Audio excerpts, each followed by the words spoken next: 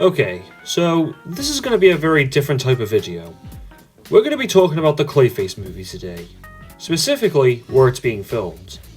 The Clayface movie has entered production and is being filmed in Liverpool, England. Now, in case you didn't know, I live in Liverpool, so I was able to actually go down to set and get a few pictures. And so, I'd like to analyse those pictures and see what kind of references there are in the movie, as well as taking a look at the production side of things. So the location they were filming that day was the Liver building, and I managed to get a few pictures of various film equipment and vans. The first thing I'd like to analyse is this electricity box with graffiti written all over it. The first thing you'll notice is on the side it says Burnley Town Massive, or BTM for short. The BTM is one of Gotham's most notorious and dangerous street gangs, making its money through selling guns and weaponry, and first appeared in Detective Comics number 744 in May of 2000. Now, it's uncertain if this is just a reference or if they're going to be integral to the plot. Personally, I would like them to be. Maybe they're the reason why Matt Hagen turns into Clayface. But, you know, we'll see when the movie comes out. Now, below the BTM sign is graffiti that reads, "End the GCPD." As we all know, the GCPD isn't exactly loved by the gangs of Gotham, so this was a nice touch. Now, there is some graffiti written on the front of the box. Now, the bottom word is covered up by that piece of paper, but I believe it says, "Do not obey." Whatever that's supposed to mean. Moving on from the box, we can see various cars and vans for the set. But you can also see a limousine, which I can only assume is Matt Hagen's. I also really like that one black truck has the Star Wars Rebellion symbol on it. So anyway, I continued to explore the set, getting various pictures of the equipment, until I made my way to the other side. Now, this newsstand is interesting as it does have a few details surrounding it, specifically in the newspapers. The first lineup of papers are from the Gotham Globe. I'm unable to read what they say, but from the looks of it, it may be about a statue. The next set of newspapers come from the Gotham Examiner. Now, what's interesting about this is that the logo for the Gotham Examiner here is the same logo used for the Gotham Examiner in the 2019 Joker movie. So either they're just reusing a logo, or it's meant to be like a callback to that movie. Now, the title of this paper reads, "Red-Handed, Gotham's infamous Jimmy McCoy Caught." Jimmy McCoy is a very obscure crime boss from the early days of Batman, and I think only appeared in one comic. Either way, he's making his grand return here, and it's not just this paper he's on the others which we'll talk about shortly. Now, at the top of the paper we can see two adverts. One of them reads, "Why can't I find a date in Gotham?" which probably refers to some kind of dating website. And on the other side we see a baseball player with text that reads, "Knights secure Meteor's star player," obviously referring to the Gotham Knights baseball team. It also references the Metropolis Meteors, which we saw the stadium of in Superman. Moving on to the next line of papers, which is from the Gotham Daily. Now, it also mainly talks about Jimmy McCoy, but at the top we can see it says, "Club 20 shut down by police." Club 20 isn't exactly a known club in Gotham, so it might be something original made up for the movie. The newspaper next to it has a bunch of ads for different holiday places, so not really much use there. The next paper, which is from the Gotham Herald, talks about Jimmy McCoy again, but next to him we can also see a disfigured man. Now, it's uncertain on who this person is, but I have seen some people speculate that it might be Basil Karlo, the first Clayface from the comics. And at the top of the paper we have two advertisements. The blue one reads "Sweet Dreams," whatever that's supposed to mean, but interestingly, the yellow one talks about Ignorant Bliss, which is the drug used in the Penguin series. Now, the last row, which is from the Gotham Gazette, doesn't exactly have a lot to talk about, as it is once again on Jimmy McCoy. Moving on to the rest of the stand, we can see an advertisement for a bank card, with a title that reads, "We can travel further with Gotham." There is also an advert for Scotch whiskey.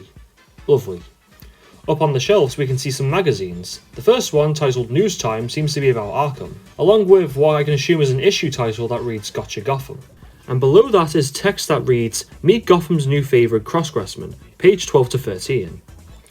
The other magazine is titled The Gotham Scene, and at the bottom reads the Style issue, featuring a man in expensive clothes. Yeah, this is pretty much a clothing magazine. The second shelf features two other magazines. One of them, the Gotham Voe, famously connected with the character Vicky Vale, is featured here. The other one, titled Virtue, is either connected to the Flash character Virtue, or the comic book JLA JSA Virtue and Vice. There was a sticker on the side of the stand that read, "Gotham Shutter Repairs Co. with a phone number, East and West." Now, I legitimately tried to research what this was, but I couldn't find anything. Must be original to the movie or something. I swear to God, if anyone knows what this is, please tell me. Then there's the inside of the stand. Nothing too special, it's just a bunch of sweets being sold. And if you look at the top sign here, you can see the Soda Cola logo, which also appeared in Superman. Moving away from the newsstand, we have a letterbox with all sorts of stickers placed on it. We have this one which reads "The City's in Shackles," pretty valid.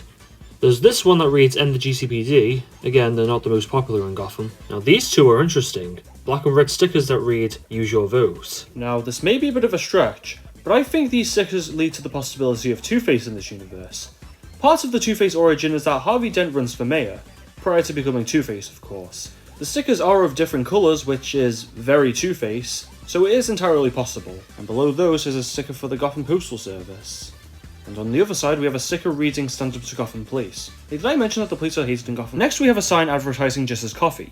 Now, Jess has already appeared in the Superman movie. Clark notably holds a coffee from them. And from the looks of things, it seems like they're expanding into Gotham. One thing I'd like to point out is, while setting this up, the sign had fallen over and received damage, hence why there's a hole on the back. The same can also be said for this telephone box. The wind must have blew it over or something. Next, I'd like to take a look at these traffic lights, because there seems to be some stickers placed on them. This sticker reads "Street Race," which is most likely a reference to the 2001 Xbox game, Project Gotham Racing. Now, that might be a bit of a stretch considering DC don't really own the rights to that game, and I couldn't find anything that confirms that they were involved or if they approved of it, but I'd like to believe it. What do you think? We also have a Pride Day sticker near the bottom here. Good for them representing the community. Now we've also got another sticker on the bottom of this one, but I can't for the life of me figure out what it says. I also really like that a crew member thought it was funny to put a smiley face on this one. Heh. It was around this time that drones started to be flown around, most likely for high up shots, and the traffic lights started to get set up. After I sat down for a minute, I saw them setting up a map, and I instantly knew, yeah, that's going to give us some information. Up at the top, we have directions for various locations, them being the Fashion District, Finger Memorial Park, the Diamond District, and Gotham Docks. Below that, we have a map of the entirety of Gotham. And below that, we have what I can only assume is every location. These locations include Gotham International Airport, the Mooney Bridge, Wayne Manor, Gotham Country Underwater RR Tubes, Kane Memorial Bridge, Cherry Hill Park, Gotham Knights Dome Sporting Complex, Gotham Train Station, Amusement Miles, Gotham Zoo, Gotham Botanical Garden, Monarch Theatre, Kane Estate, New Trigate Bridge, Old Steam Tunnel, Gotham Sewage Treatment, Arkham Asylum, Gotham Light and Power, Central Gotham RR Tubes, Gotham Water District Tunnel, Gotham University, Monmouth Square, Sewer Complex, Ace Chemicals, Burnside Tunnel, Robertson Park, Mercy Hospital, Iceberg Lounge, South Gotham RR Tubes, Beacon Tower, Gotham Superior Courthouse, Vinkenfinkel Bridge, Vauxhall Centre, Wayne Industries, Wayne Tower, Clock Tower, GCPT Headquarters, Gotham Gazette Office, City Hall, Cathedral Square, Tricorner Yards, Paris Island, and Blackgate Penitentiary. Now, if it wasn't obvious by all the cuts, I needed to take a breather multiple times because there was so much I needed to read aloud, and also had to check some of the pronunciations of the locations. There was other stuff around the set as well, but I didn't feel like there was really anything to them, nothing really to look at, so I'll let you examine them on your own time. After they put the map up, they made some final extra adjustments to the set, and filming began. Now, the scene they were filming seems to be some kind of interview scene. You can see a lady with a microphone interviewing Tom Rees-Harris over there. At least I think that's him anyway. I can't exactly tell from this far. I can only assume this scene takes place when Matt Hagen is still in his prime, before he had his accidents. Unfortunately though, this is the only scene I managed to get, as I had to leave shortly after because of the rain. And that was everything I took on the set of Clayface that day. And you know, after visiting the set, this may be my most anticipated movie of 2026. Well, I say that, but there's also the likes of Supergirl, Avengers Doomsday, the second Mario film, and a few others. But this is definitely one I'm looking forward to. So, without further ado, I'd like to say thank you guys for watching, comment, like, and subscribe, and I'll see you guys in the next video.